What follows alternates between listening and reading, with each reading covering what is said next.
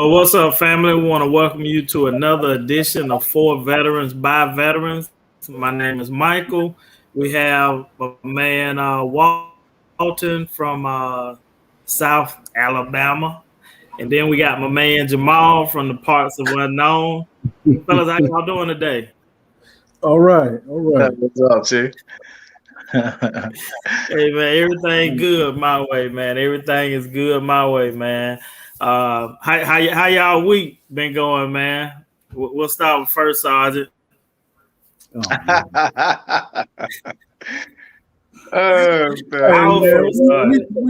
with our first Sergeant. This week went pretty well. Starting to enjoy that fall weather coming through. Having those pumpkin spice lattes and things of that sort. So it's all good over here, man. Okay. Man, we trying to figure out how to dress. Right. I was buttoned down yesterday. Today I'm in shorts. Mm-hmm. Like, man, all right now. Hey, did y'all get that? Did y'all get that little storm that came through? Did the storm come through and? Yeah. Mm-hmm. Yeah, they canceled. They canceled our football games on Thursday. It was crazy, But it brought us a little cold front. So this morning, I think today it was like 80 degrees. So we 79, 80. So we got our cold front, man. So man, that's Florida winter right there. This that man. Red light weather right here. Hey, listen, don't get me on red light, green light, man. I just saw Squid Games.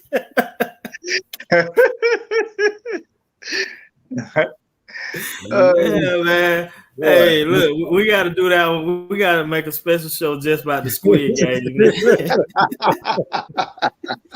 was good, man. It was really good. Yeah, man. So man, we're gonna start our show off with, man. We're gonna kind of flip the script a little bit, but we're gonna start our show off with a moment of silence for General Colin Powell, who lost his battle with, some people say COVID. He was up there in age. So we're gonna start our show off with a moment of silence to him, and that's what we'll do right now.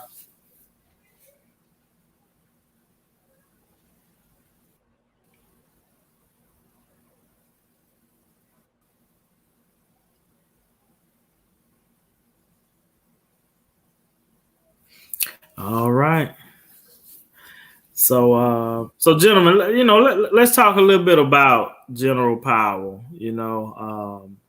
We all got a chance to see him at some point during his height, and then when we were in, we saw him on another level, another form of leadership in this country.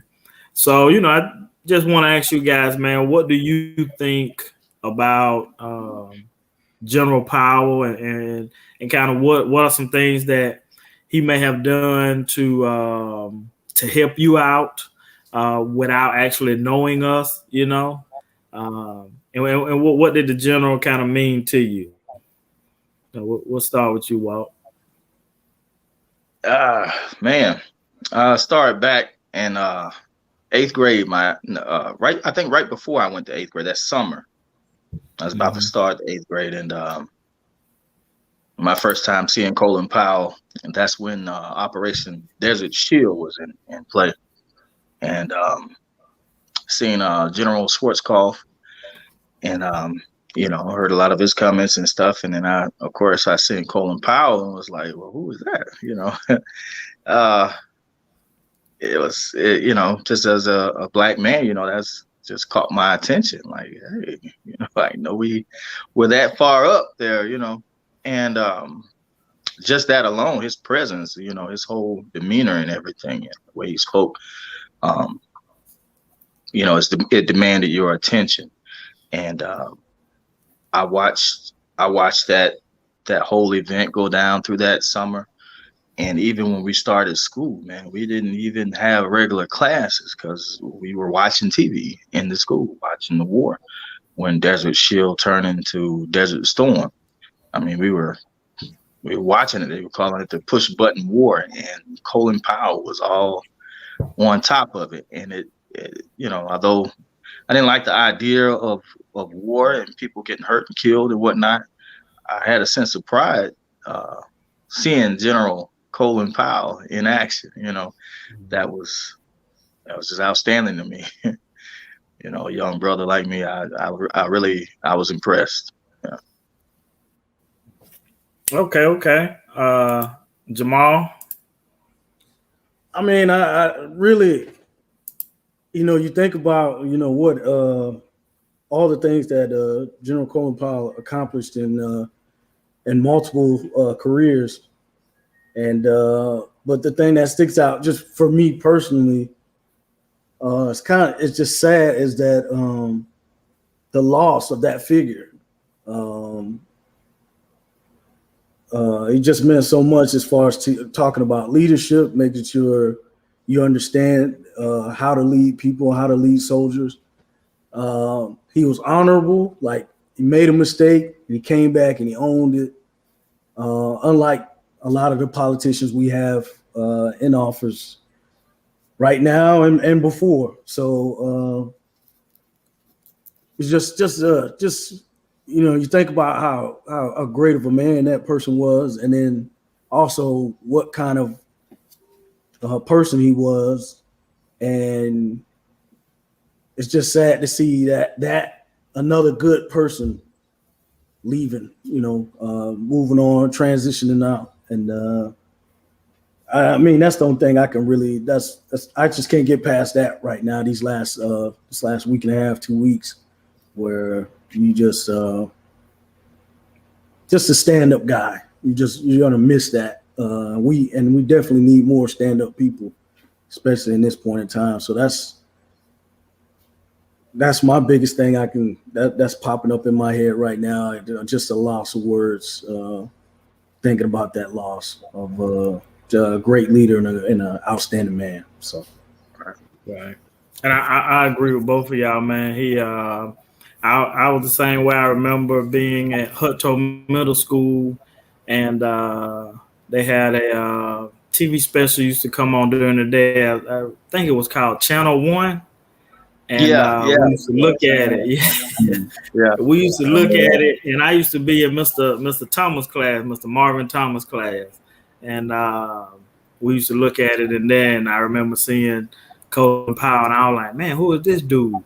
And then, fast forward years later, when I joined the military, I was at Fort Jackson. Was it Fort Jackson? Might have been Fort Jackson, maybe Fort Lee.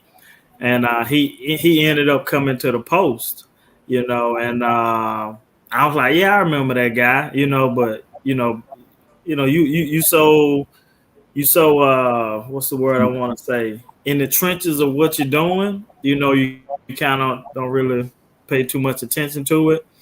And then when I went to NTC, I met Colonel Lynch.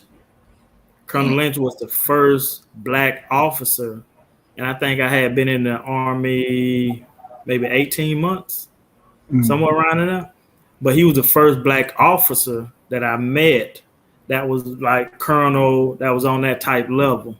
Mm-hmm. And I remember, having a conversation with him, and I was the only black quartermaster in that whole training.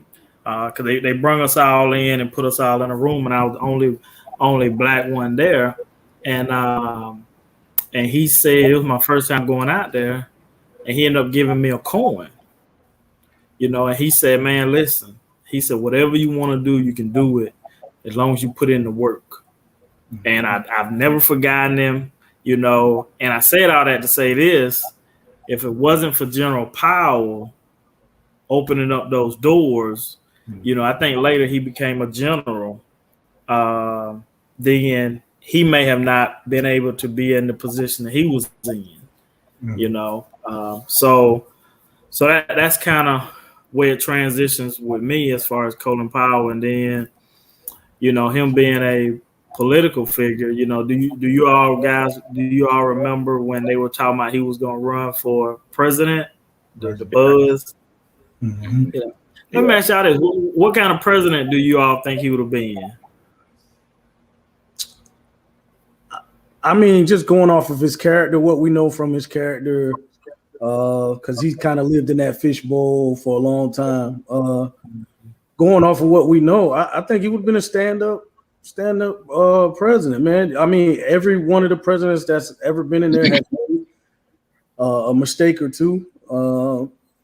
I don't know too many that own their mistakes, but I think he would have owned them.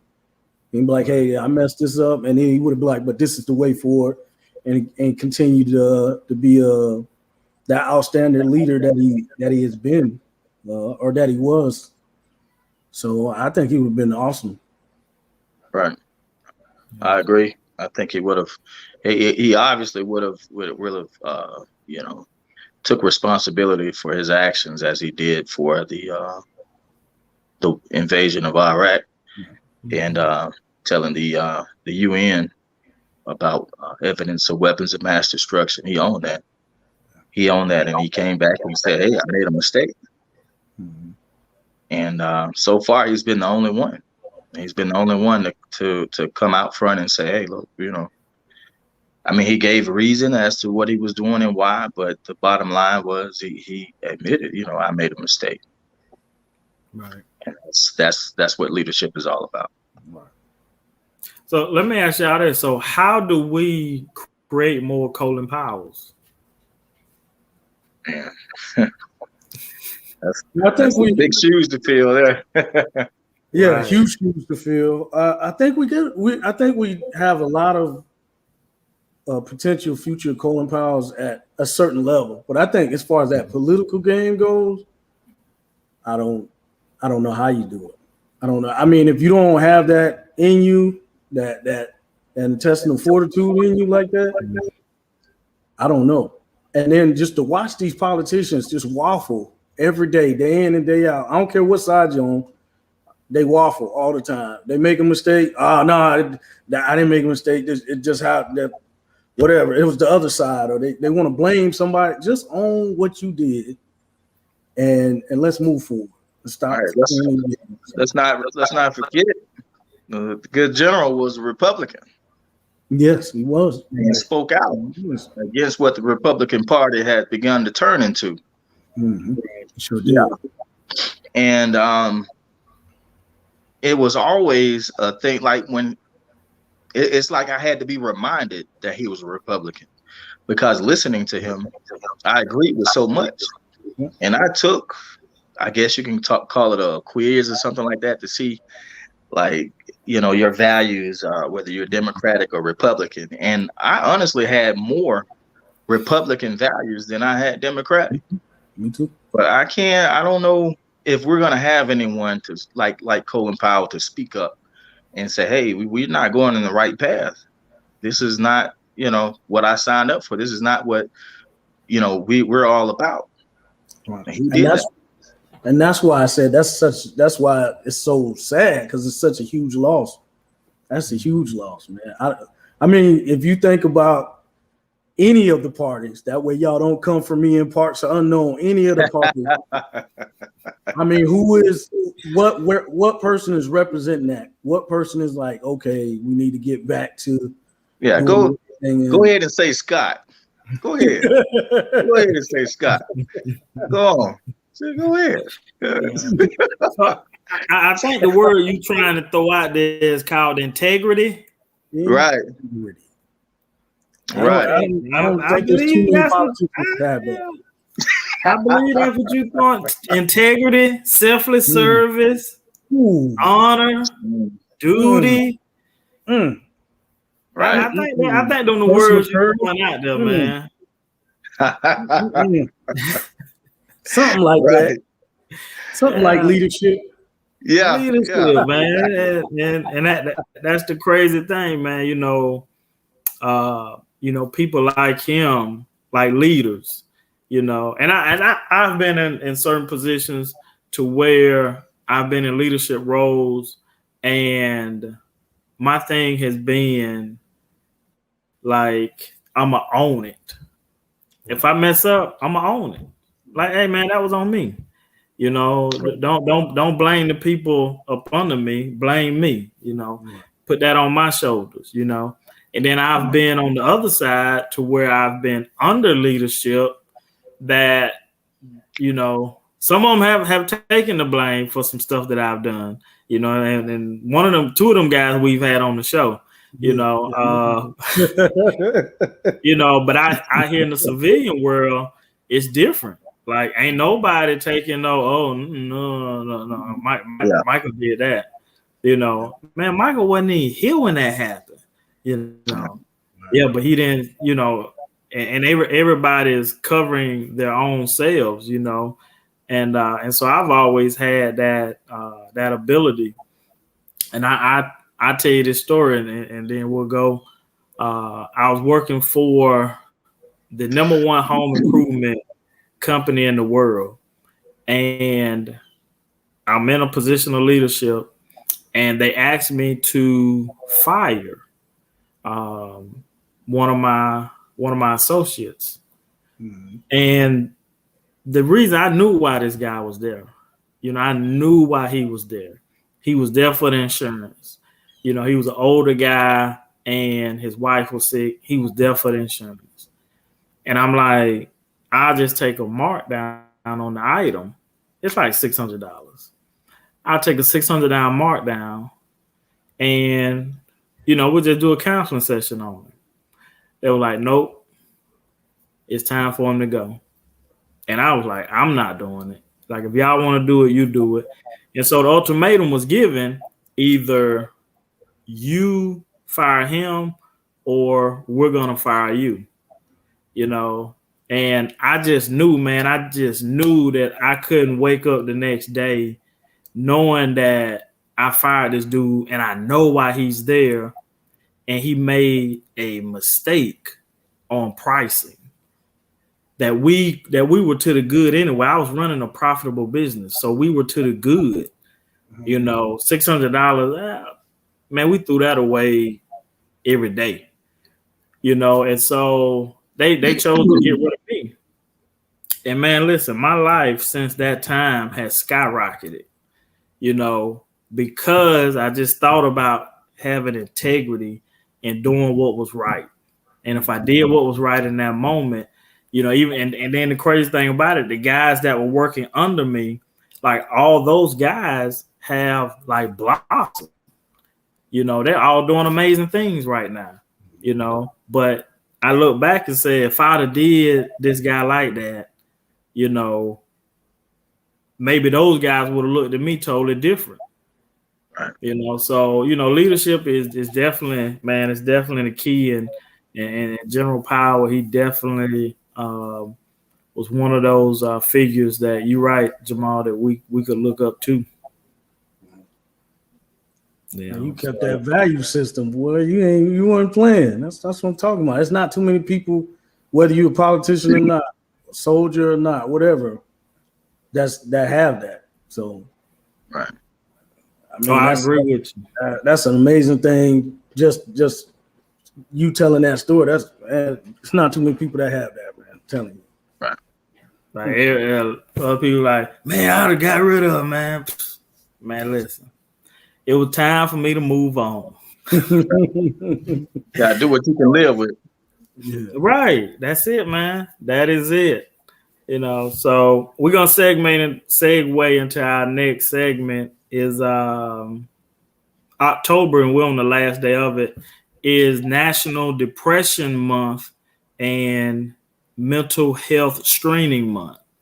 You know, so we kind of want to touch on this subject a little bit. You know, the month of May is actually Mental Health Month, but this is a Mental Health Screening Month. You know, so you know, we just kind of want to touch on it. You know, kind of give some ideas and some things that we do to keep our mental, and we don't call it mental health, we call it mental wealth, to keep our mental wealth bank account full, you know. So I want to ask you guys, man, as far as depression, like what do you all do, like when you feel like, maybe some depression is about to come on, or can you feel, if you're about to get depressed, or do people around you notice it? Speaking for myself, it's usually there's certain events that happen in my life at a certain time of year. So sometimes I don't even recognize it. I'll just be feeling some type of way, or notice my demeanor change as I get closer to the dates of those events.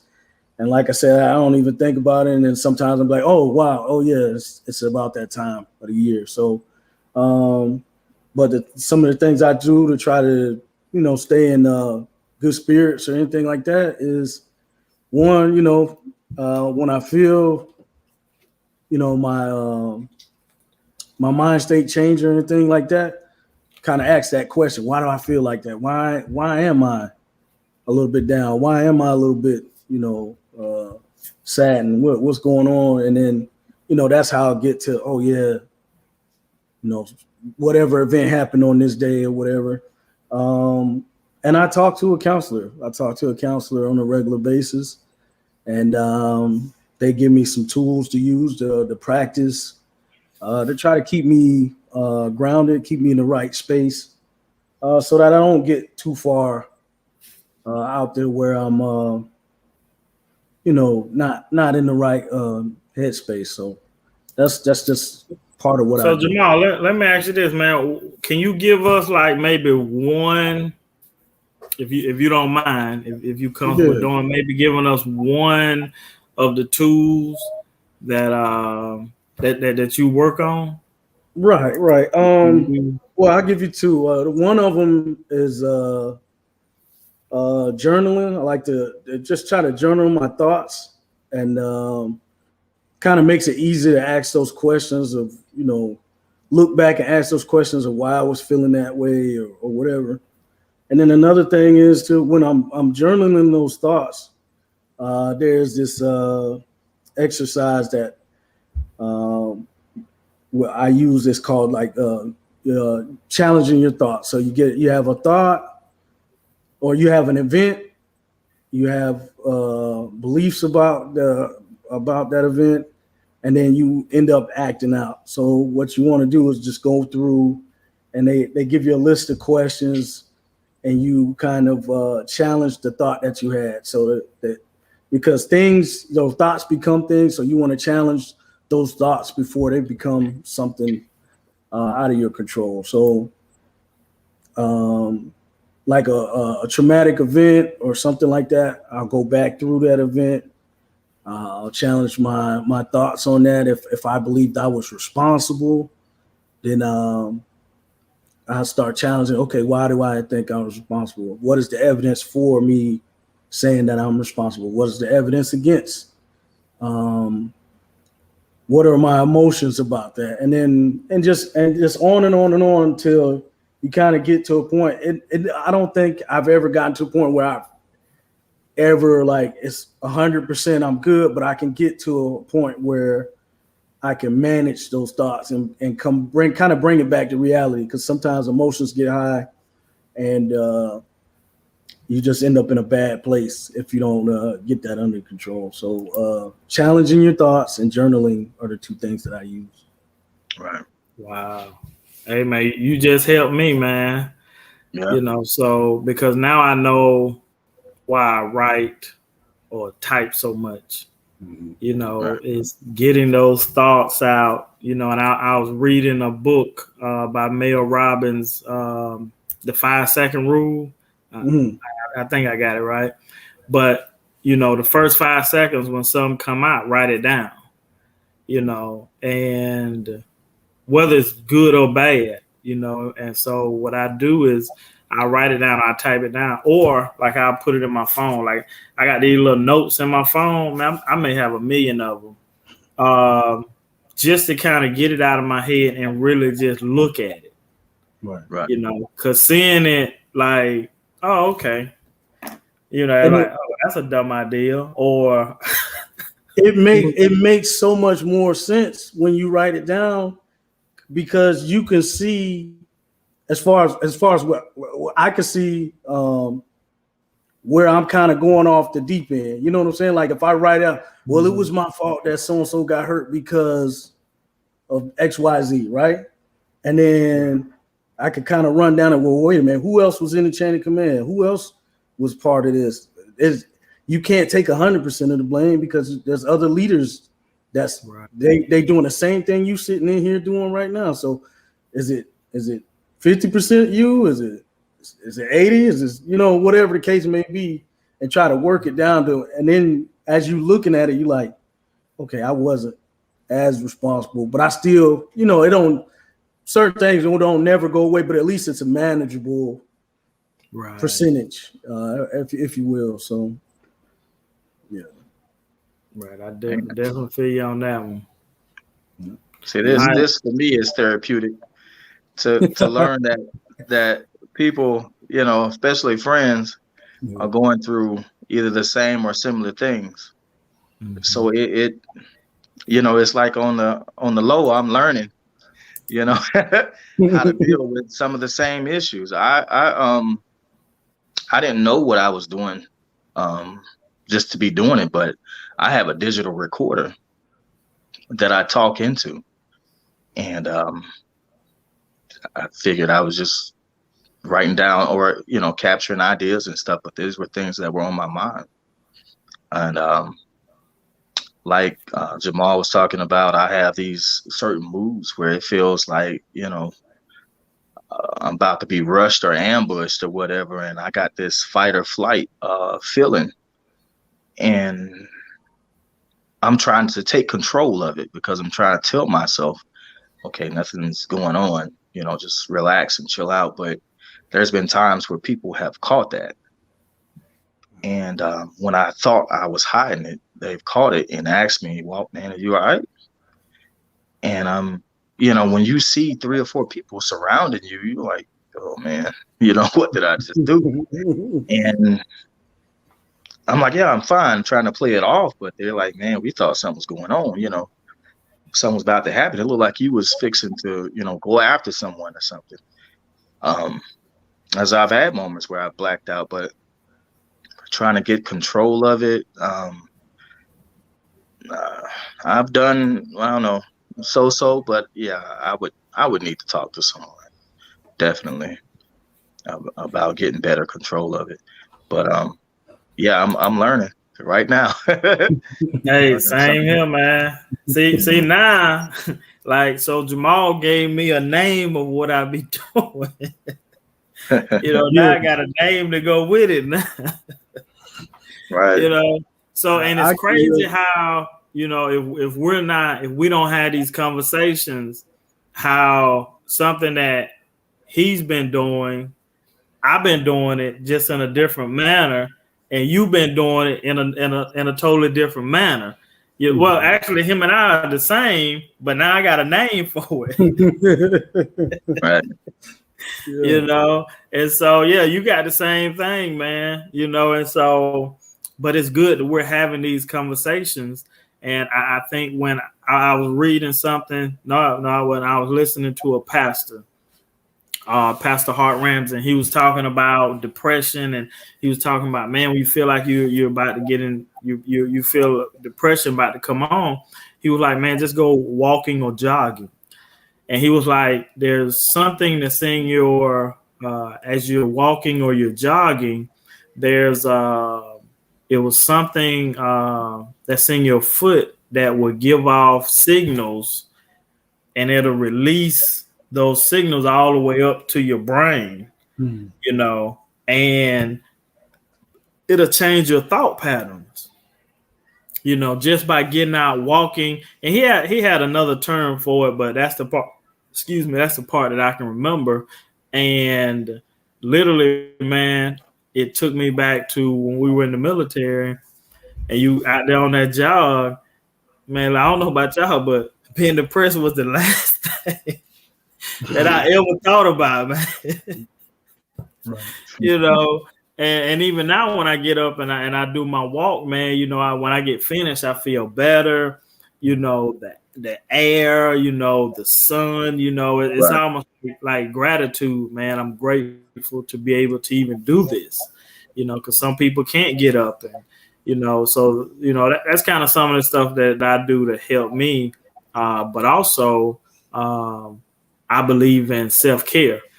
And I learned this when I went to DC a couple years ago to a conference, and that's one of the things that they talked about was self-care.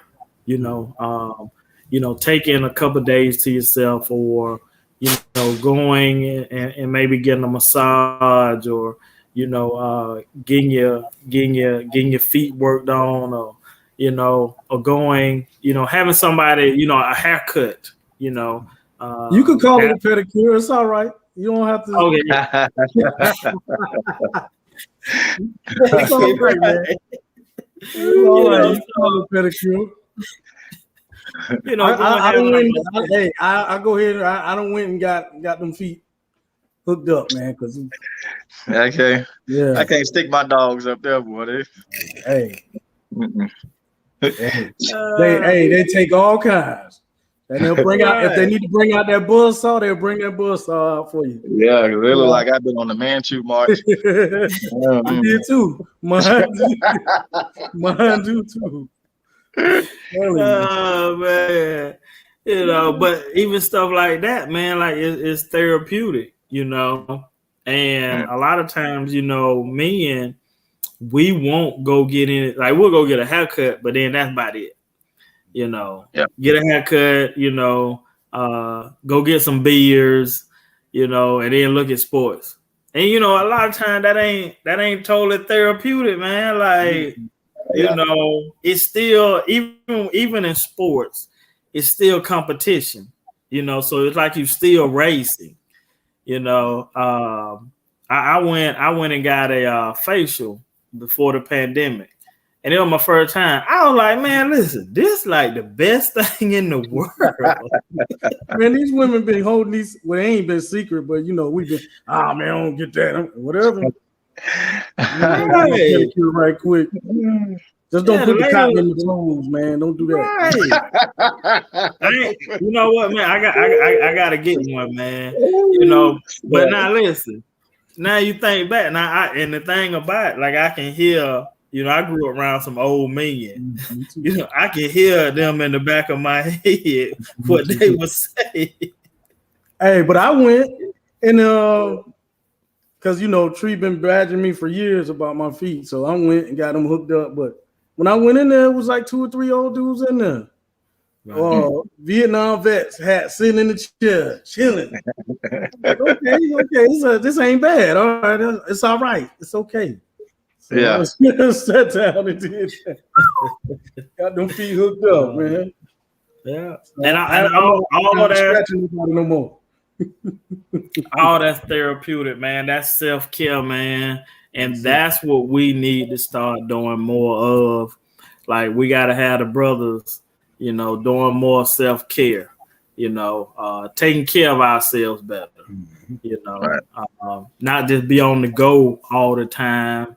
And you know, like I said, man, not just being, you know, getting that bill, you know, or getting the liquor, you know, and then looking at sporting events like we would do, you know, getting some corn chips. And you know, so that's what I would say, man. Self-care. So we got 3 things for y'all, 4 things for y'all.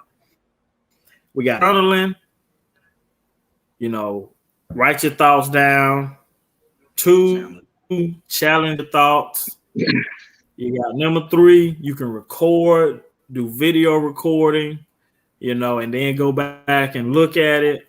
And then number 4, self-care, you know. So we just save y'all months and years of counseling in 10 minutes. Right. I mean, you might and you might want to just go ahead and get that counseling too. There's a 5th one, They go that 5th one. Right. You want to go ahead and get that counseling, and then keep you from getting to that bad place where you might not be able to recover from. So, Right. So that's good. So the first four, you know, and if you was in the military, you would know that preventive maintenance. That's the first four, preventive maintenance. All right. And then if you need the counseling, go get the counseling. I'm finna give you a number, 800-273-8255. 800-273-8255. So if you want to get counseling and you're like, man, I don't know where to start, man, you can dial this number. And I say it again, 800-273-8255. And get the help that you need ASAP. So, fellas, y'all got anything else to add to mental wealth? Oh no, I mean it's well, I do have one thing. Even if you're hesitant, you're iffy about it. Well, I'm not that bad off. Just call somebody, call a professional, and let them, you know, decide if you that bad off. If you have, and be truthful when you talk to them. If you kind of hold back, they can't help you if you don't tell them the truth. I had to learn that from experience. So, you know, tell them the truth. Let them be the judge of that. Then try to point you in the right direction. You may not need counseling. It may give you some tools that you can use to help yourself. And at the end of the day, talking to a counselor is not going to solve all your problems. They're going to give you tools. You still have to do the work. You still have to work. So that's what I would add to it. All right. Well, that's our segment on mental wealth. Our next segment we're going to get into is Halloween. You know. You know, and I know, man, that like jumping bridges, man. But Halloween, man, let me ask y'all this, man. You know, I think today is Halloween or Halloween weekend, Halloween month. Some people celebrate it all month, you know. I know they just brought out the Michael Myers movie, you know, so it's all month. What do you all remember or what is your, like, Halloween, what does it mean to you? You know, do you got a fond memory about Halloween or? No. Well, I can tell you this, though. One good thing about it is, especially for the people who, you know, believe that's just an evil thing or whatnot, you know, whatever your religion is my family never brought me up on worshiping no idols or anything like that. It was all about fun. And as they say, educated is the man who can entertain an idea without accepting it. So none of us are worshiping jack-o'-lanterns or skeletons or anything like that. This is all in traditional fun. That I'm so glad I grew up like that, just to know the difference, you know. And we're talking about Halloween now, but that includes Santa Claus and the Easter Bunny. Nobody's worshiping these folks, but I think it's for the kids, and I think we kind of, it looks like around this area we kind of grew out of the ghouls and the ghosts and stuff, and they got the Ninja Turtles and the you know, more of the cartoonish type masks and stuff. You don't see too many scary stuff or whatever, but it seems like it's all about fun. Trunking treats and everything. I'm just glad. Go ahead, Pat. Go ahead. Hey, man. Up your way, we know why they got out of the ghost.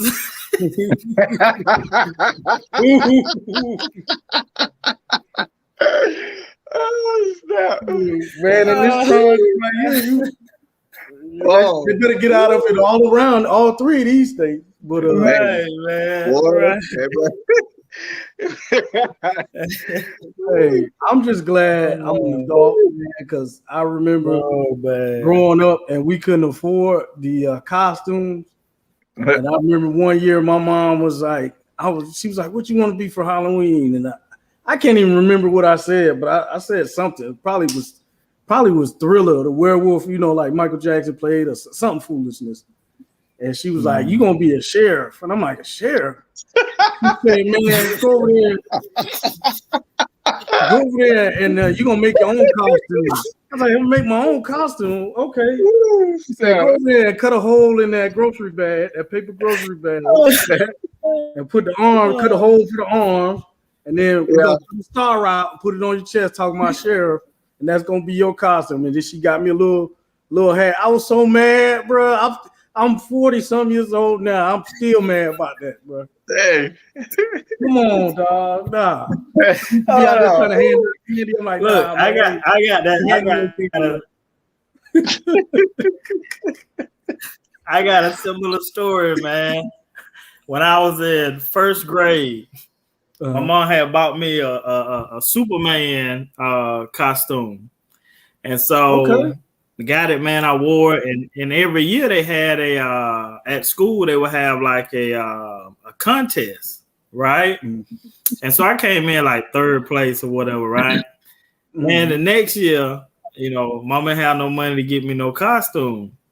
So that costume was still up in my grandma's room behind the door. So I go get it, and I'm like, yeah, I'm going to wear this and I'm going to place again.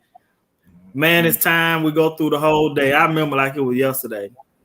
We go through the whole day, and I never forget, man. My friend, he was like, man, didn't you wear that shit?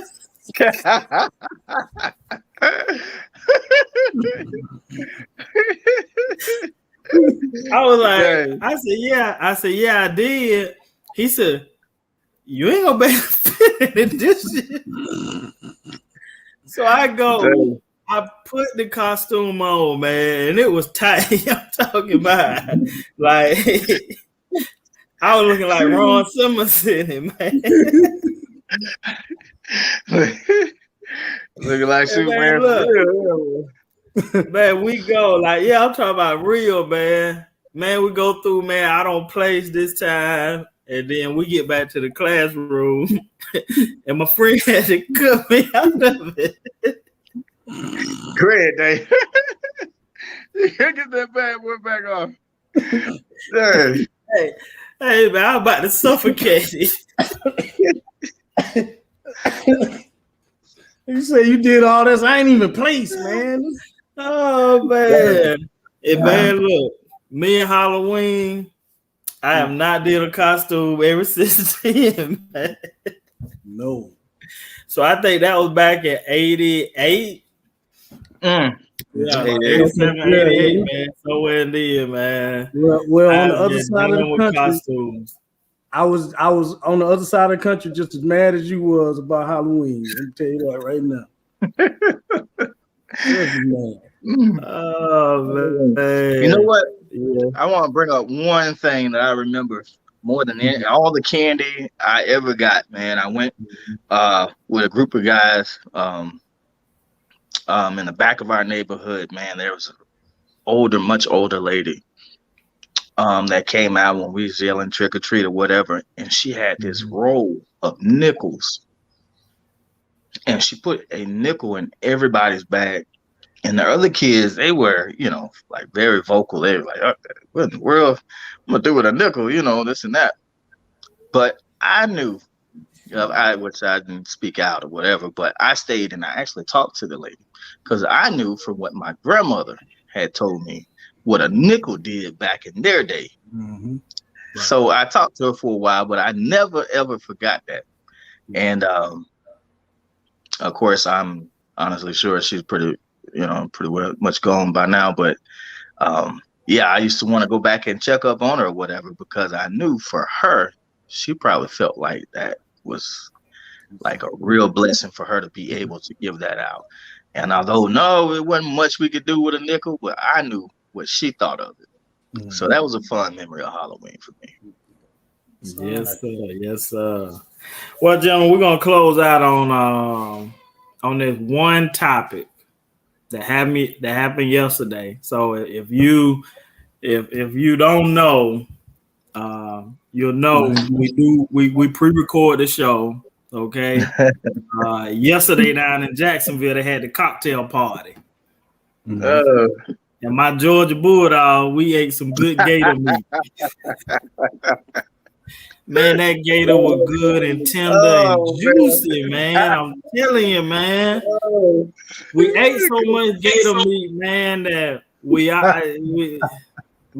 just got sick of it, man. We ain't even want it no more. We started feeling bad about eating so much gator meat, man.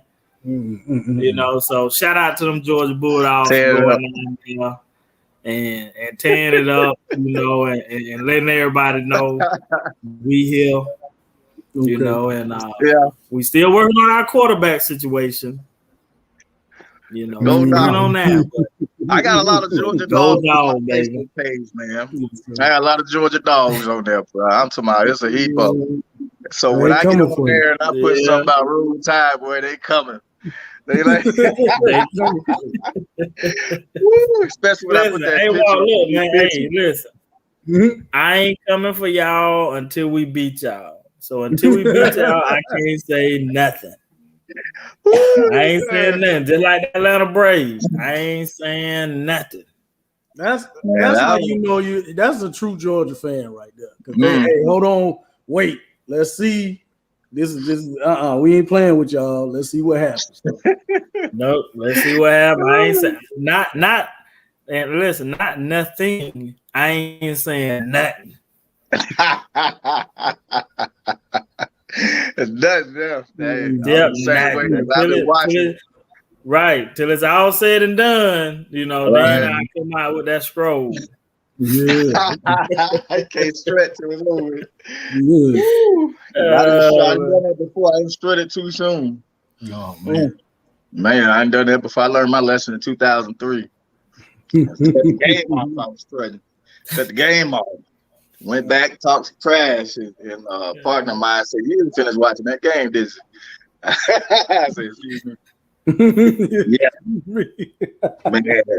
Ooh. Boy, open mouth and say, oh man! But I can say this about you, Walton. You are one of the most humblest Alabama fans. I can say that, man. But some of them, they just not humble, man. And a lot of them, we know. Like a lot of them, I know they were not Alabama fans before Nick Saban got there. Wow. I know that. I know a true Alabama fan. I know them. Wow. Yeah. But a lot of them jokers like to win. Soon as y'all start going down, soon as Nick gone, gonna be out the door, man. On the next bandwagon. Great day. What that comedian said. I ain't gonna get on them too bad though. What that one comedian said, what was the brother who passed away here recently? The one that was in I Got the Hook Up. AJ. Yeah, he said, I used to be in gangs and stuff when I was a kid. I ain't fight nobody. Whenever at whatever gang I was in was the one that was winning. And then you start losing. That's my side. You go to the side. Switch it up. Oh man. Yes, man. But yeah, man, we number one still, you know, and the BCS ranking is the BCS. No. What is BCS the playoff? Yeah. You see, I'm still old school. Yeah, that was old school. So you said BCS, I was like, oh. BCS, that's old one now. Yeah. The playoff ranking, man, when it come out, man, it'll probably be us 1, Bama 2, and then they'll sort out. I don't think Cincinnati gonna make it. I think Oklahoma and Ohio State.